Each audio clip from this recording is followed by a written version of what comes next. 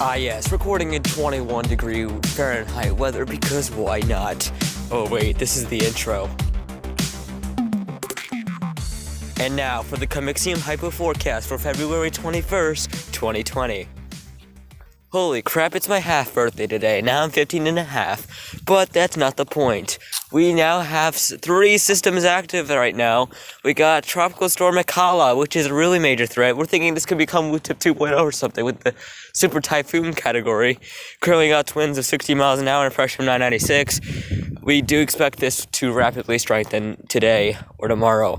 Jangmi has turned extratropical at this point, although it says subtropical for some reason, but either way, it should be dead on these by tomorrow. There's also Tropical Storm 07W, which we're probably not naming, although it is getting very dangerously close to the Philippines, and should literally wreck them as much as possible, while remaining at a very weak intensity. How lovely. Meanwhile, the Eastern Pacific now surprisingly has potential Tropical Cyclone 1E. We actually have a PTC in the Eastern Pacific in freaking February. Now, I don't know how many times this has happened in freaking recorded history, nor in the fact that I am freaking freezing recording this right now because my hands are numbing, but either way, we have a potential tropical cyclone, and it is amazing. Just take in its beauty. The Australian region remains insane today. Harold has re-emerged somewhat into the sea, while Kimi has formed. We also have 3 separate invests, each with different levels of formation, low, medium, and high. And 11 has crossed over and is now Lucas, which we will be covering shortly. But needless to say, Kimi could possibly cause chaos for Northern Australia, like the last 3 systems have already done.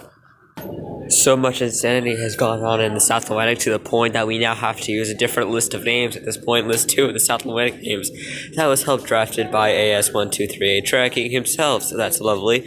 We now have Ube, now a Category 5 tropical cyclone, and Yakikan and Apoyo, both tropical storms at the moment. We also have 3 different invests which could possibly develop, but not right now as they only have 5% chances of formation at max.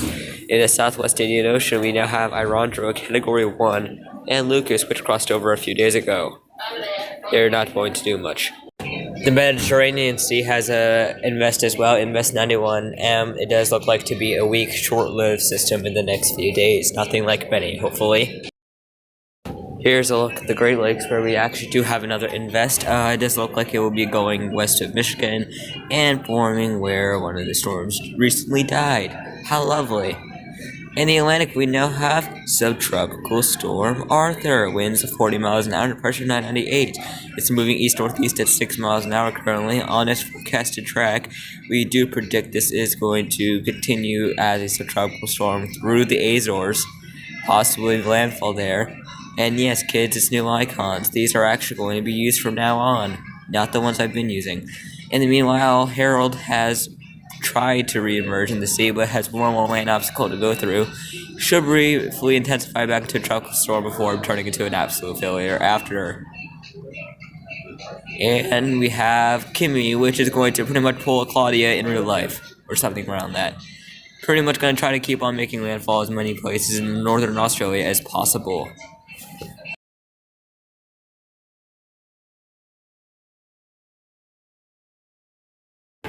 And here's the analysis on Jangmi, which was only barely a typhoon, and pretty much sucked overall. Absolutely nothing worth it.